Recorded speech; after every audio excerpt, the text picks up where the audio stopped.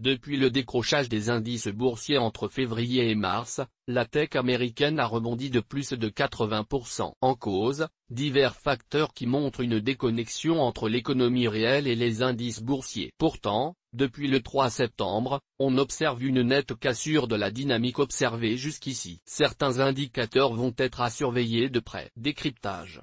Nasdaq, retour de l'indice boursier sous les records historiques. Le poids considérable des GAFAM. Le Nasdaq 100 regroupe les géants de tech américaines dont notamment les GAFAM, Google, Apple, Facebook, Amazon et Microsoft. Apple pèse ainsi 11% dans l'indice Nasdaq, Microsoft 10%, Amazon 8% et Alphabet 8%. Une grande partie des investisseurs sur la tech se concentre ainsi sur quelques sociétés. Apple à lui seul équivaut le CAC 40. Nasdaq 100, variation de l'indice Nasdaq Composite depuis un an. Source, TradingView. La tech américaine attire par ses performances et reste un fort générateur de croissance. Entre 2015 et 2018 par exemple, le chiffre d'affaires d'Apple augmente de près de 14%, contre 118% pour Amazon et 47% pour Microsoft. Dans le même temps, les bénéfices ont augmenté de 1515% pour Amazon, 141% pour Microsoft,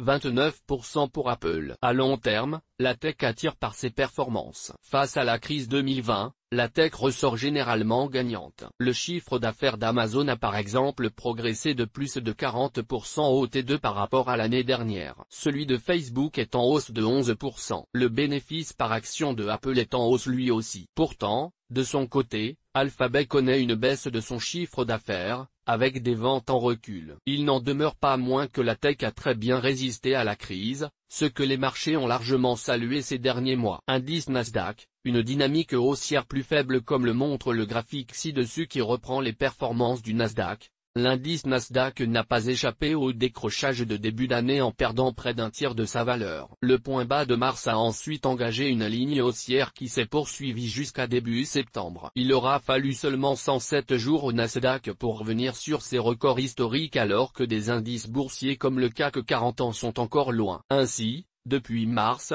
l'indice américain a rebondi de plus de 82%, soit plus de 22% au-dessus de son record de début d'année. Et pourtant, depuis le 3 septembre, l'indice semble bien moins attractif et perd plus de 10%. La ligne de tendance haussière établie jusqu'ici semble donc définitivement rompue alors que la prudence semble gagner les cours. Ces derniers jours semblent marquer une nouvelle stabilisation qui reste fragile à moyen terme. Le fort attrait des investisseurs pour la tech américaine, euphorie exagérée ou valeur refuge? Les liquidités des banques centrales ont-elles alimenté l'euphorie? Comparatif évolution du Nasdaq, du dollar et de la masse monétaire. Source, TradingView. La forte hausse de ces derniers mois semble être en très grande partie expliquée par l'afflux de liquidités de la part des banques centrales. Depuis le point bas du 18 mars, la masse monétaire M21 a augmenté de plus de 18% aux États-Unis alors que l'indice dollar est en baisse de près de 10% sur la même période. Les variations de la masse monétaire sont déterminantes dans le potentiel acheteur des investisseurs. Les banques centrales sont devenues des indicateurs majeurs du marché depuis quelques mois. Le Nasdaq a été stoppé une première fois par la stagnation de la masse monétaire autour de mi-juillet. Depuis mi-juillet, la masse monétaire stagne légèrement, ce qui implique une hausse excessive de l'indice. En effet, si les liquidités disponibles n'augmentent plus et que les actions montent,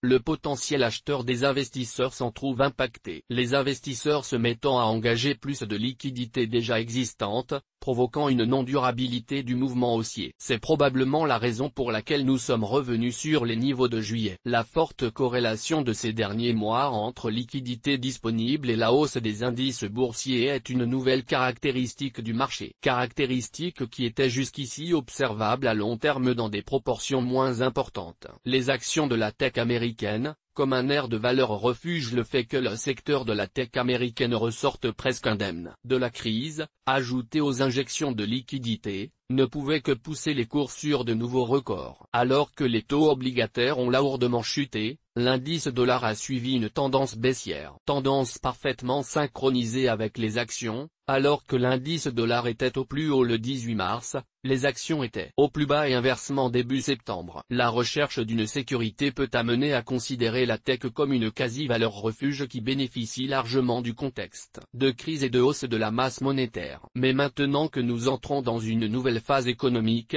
la tech ralentit son ascension refuge et commence à en faire profiter le dollar. Il n'en est pas moins que la valorisation du Nasdaq est très élevée et que son caractère refuge reste apparent. SoftBank, la société de holding japonaise au cœur de la hausse des valeurs technologiques. Cette euphorie apparente sur le Nasdaq aurait été encouragée par SoftBank qui aurait contracté de fortes positions sur le marché des options d'après le Financial Times. Goldman Sachs parle d'un volume traité d'options jusqu'à 3 fois supérieur à la normale observée entre 2017 et 2019 sur des sociétés comme Amazon, Alphabet ou Tesla. En cela, les émetteurs devant couvrir leurs produits, l'augmentation des positions sur options aurait induit une hausse artificielle des cours. SoftBank est ainsi décrié comme une des causes de la correction. On rappellera que le Nasdaq a perdu près de 5% pour la seule séance du 3 septembre. À cela, il faut ajouter la très forte présence d'investisseurs particuliers, notamment aux États-Unis, à travers la célèbre plateforme Robinhood. La prise de bénéfices tant attendue par beaucoup d'investisseurs a donc été en partie validée. Investir dans le secteur technologique,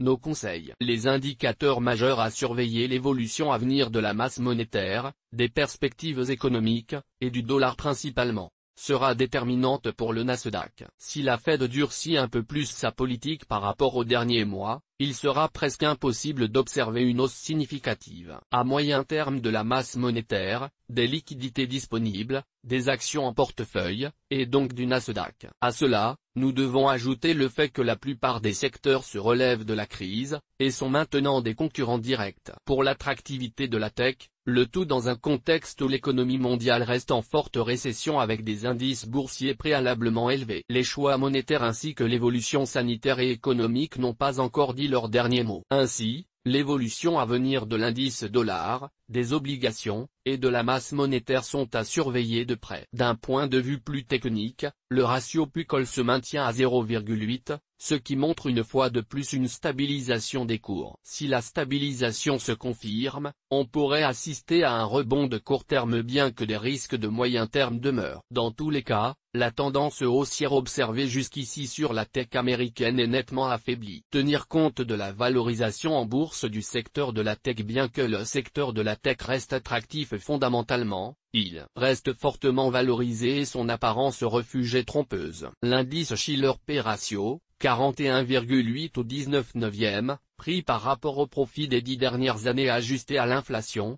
de même que le ratio P, 25 au 19/9e, pris par rapport au gain, reste assez élevé. En conséquence, si la tech maintient de bonnes performances de croissance à long terme, il n'y a en principe pas de raison pour que le Nasdaq ne soit pas haussier dans une perspective de plus de 3 à 4 ans. Mais à moyen terme, cela peut amplifier le risque si les réajustements économiques à venir s'avèrent difficiles. La prudence est donc de mise sur la tech qui se trouve freinée fondamentalement dans son ascension parfois trop rapide pour être durable. 1. M2, masse monétaire type 2 incluant généralement, la base monétaire, M0, les dépôts à vue, M1, compte courant, ainsi que les dépôts à préavis inférieurs à 3 mois et les dépôts à terme inférieurs ou égaux à 2 ans, il s'agit là par exemple des livrets à jeunes, compte d'épargne logement. Source des images, FreePic. Toutes nos informations sont, par nature, génériques. Elles ne tiennent pas compte de votre situation personnelle et ne constituent en aucune façon des recommandations personnalisées en vue de la réalisation de transactions et ne peuvent être assimilées à une prestation de conseil en investissement financier, ni à une incitation quelconque à acheter ou vendre des instruments financiers. Le lecteur est seul responsable de l'utilisation de l'information fournie, sans qu'aucun recours contre la société éditrice de Café de la Bourse, comme ne soit possible.